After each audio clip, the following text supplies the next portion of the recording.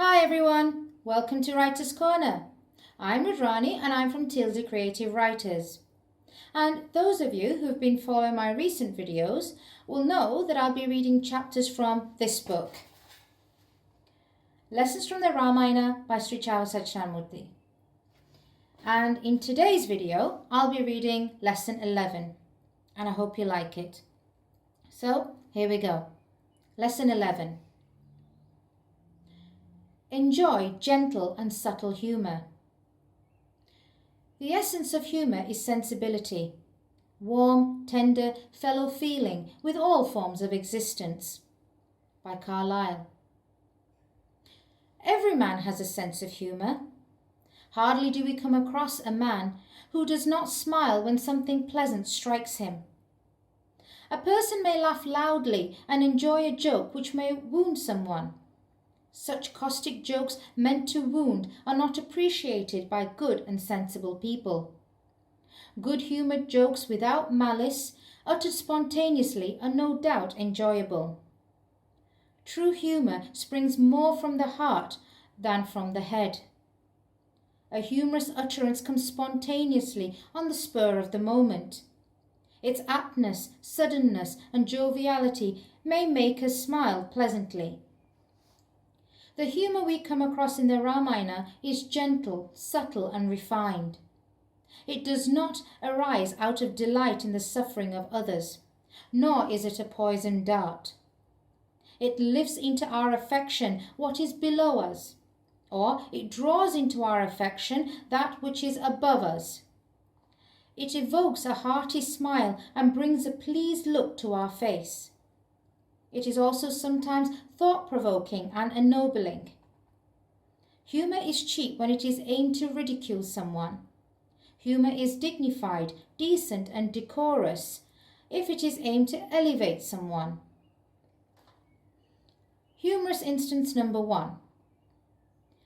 The marriage altar is well decorated. It is a mass of splendour. The pillars are all studded with precious gems. One can see in them the images of persons seated on the dais. Sita and Rama appear everywhere in the reflections on the pillars throughout the length and breadth of that great hall. As Rama looks at the image of Sita, he feels absorbed in contemplation on her unparalleled beauty. He appears lost to the world around. Similar is the case with Sita as she looks at the image of Rama. Janaka feels amused. As a part of Vedic rites, the hand of the bride must be caught in his hand by the bridegroom. This is called panigraham. Janaka says, "This is Sita. This Sita is my daughter. I do offer her hand to you. Please accept it. Take her as your Sahadharmachari." Those words rouse Rama from his reverie. There is subtle humour here. Rama is there, Sita is also there. They are seated side by side. Yet Janaka points out to Rama his daughter Sita.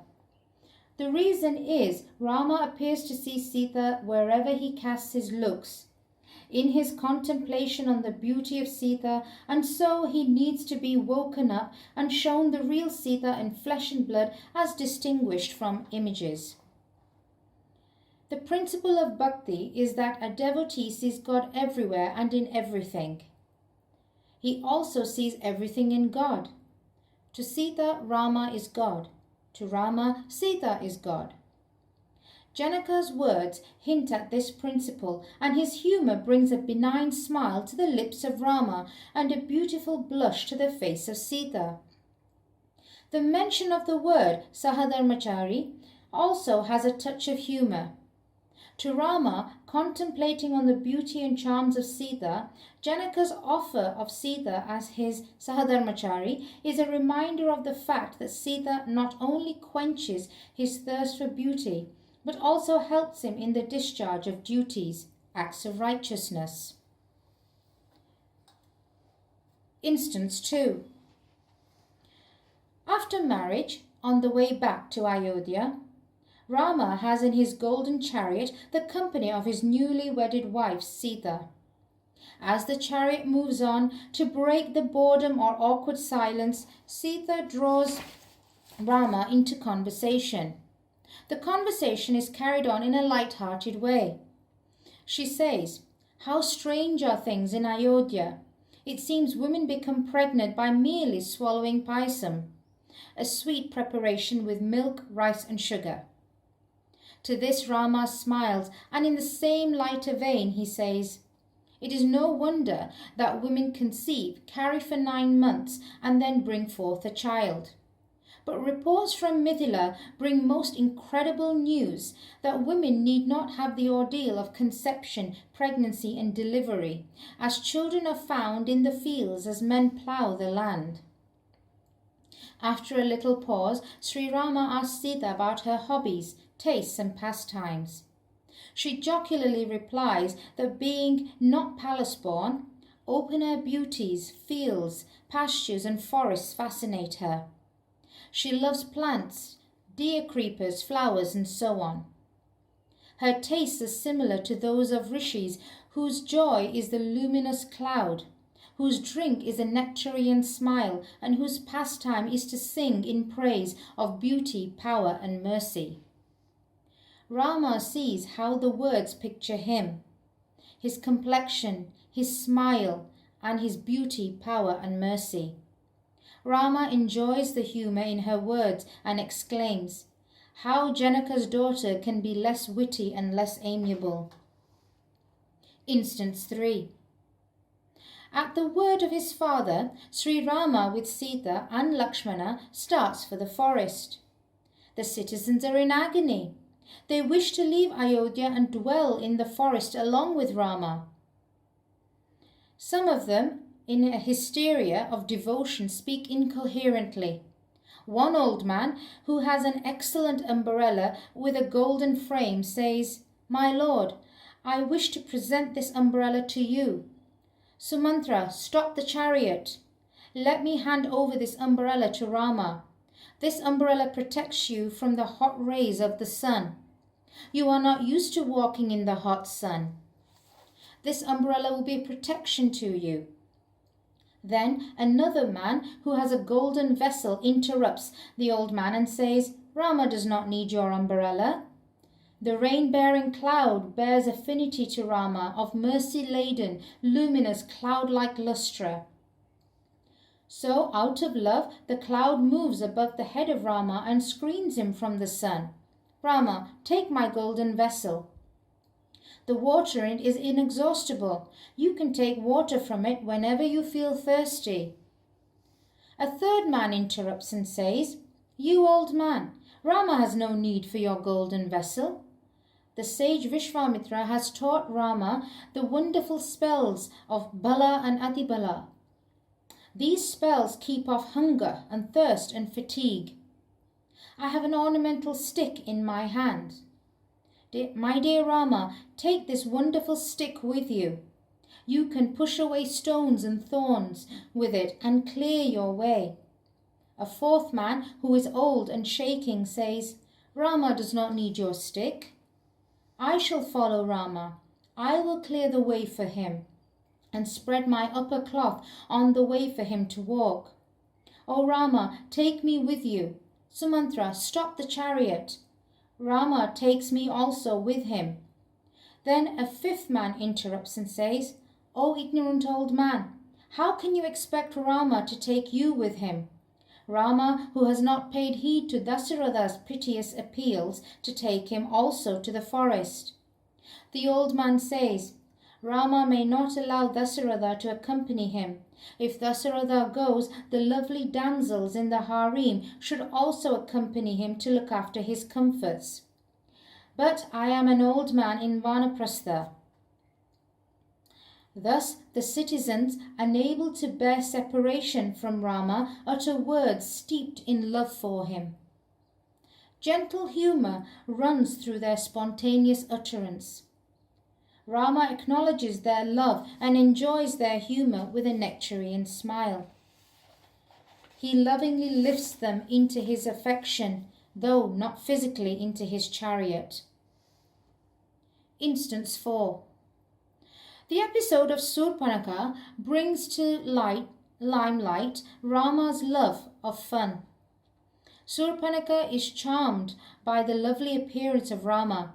She wants to become his wife. She assumes the guise of a damsel and goes near Rama and says, "You are an embodiment of beauty and valor. I have ransacked the whole world to find a man worthy of me. Fortune has favored me at last. We make a wonderful pair, each made for the other. I am endowed with magic powers. We can fly in the air. We can wander anywhere and enjoy pleasures unrestrainedly." Rama wishes to have fun at the expense of this Rakshasi. So he says, "Oh, beautiful girl, you are indeed lovely, but I cannot take you as I am a married man. Moreover, self-willed and dominating ladies like you cannot bear with co-wives. Look there, that golden-coloured young man is my brother. In beauty and valour he is unrivalled. Moreover, he is without his wife here. He leads a single life. You will be a fitting companion to him. Please go to him. If you are lucky, he may not resist your advances." Lovelorn, rather lust-lorn, Surpanaka rushes to Lakshmana like a whirlwind and asks him to take her. But Lakshmana, with a smile on his lips, says to her, "O woman, what happiness can you have with me? I am now a servant. I am bent on service and penance. I am here to carry out the orders of Rama and run on errands. It is not proper for you to court me, a servant and a slave.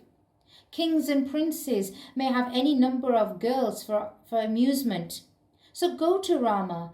Being impressed with your comely appearance, he may take you." Charmed by the words of Lakshmana, Surpanaka goes to Rama and renews her appeal. But annoyed at Rama's scathing smile, she concludes that Sita is a cause for Rama's reluctance to take her. So she wants to remove the hurdle. As she rushes to Sita as if to devour her, Lakshmana cuts off the nose and ears of Surpanaka. Here, it is not humour, gentle and subtle. It is fun, deliberate and scathing. It is meant to punish the Rakshasi who is out to work out evil. Instance 5. Vibhishana forsakes his brother Ravana and goes to Rama. He seeks refuge at the feet of Rama. Sugriva pleads with Rama not to grant protection to Vibhishana and take him into confidence. Vibhishana, according to him, does not deserve a place in Rama's army. He fears that Vibhishana may be a spy sent by Ravana. He says that Vibhishana feigns friendship and goodness only to know the secrets of Rama's army. He is sure that Vibhishana means harm to Rama and his army. Yet Rama welcomes Vibhishana. Hanuman certifies that Vibhishana is a saintly person. During his visit to Lanka to find out the whereabouts of Sita, he happens to see how Vibhishana is not like the other Rakshasas and how he spends his time in worship, piety and prayer. Sugriva now changes the edge of his argument. He gently tells Rama that Vibhishana, who has no qualms to betray his own brother and forsake him to his fate, cannot be expected to have qualms to remain true and loyal to a friend. Then Sri Rama, with a soft smile on his lips, looks at Lakshmana, and Lakshmana smiles in exchange with a significant look at Sugriva. Sugriva is too shrewd not to understand the humour the two brothers enjoy. With a good-humoured smile, Sugriva says, "My Lord Rama, you are very noble and generous.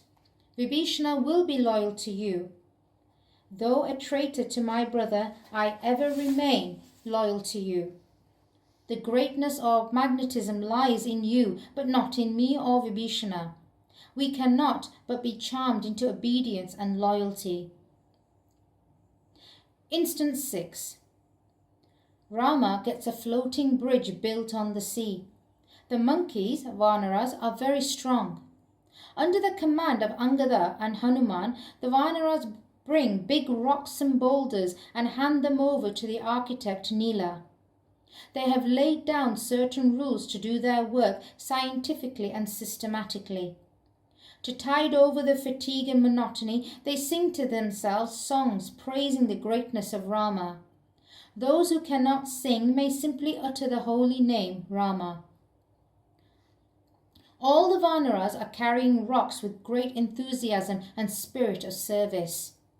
One Vanara, while carrying a rock, is given a fruit. With his right hand he puts the fruit in his mouth while catching with his left hand the rock on the head. While eating the fruit, he fails to continue the utterance of the holy name. He reaches the water. He places the rock there in its proper place.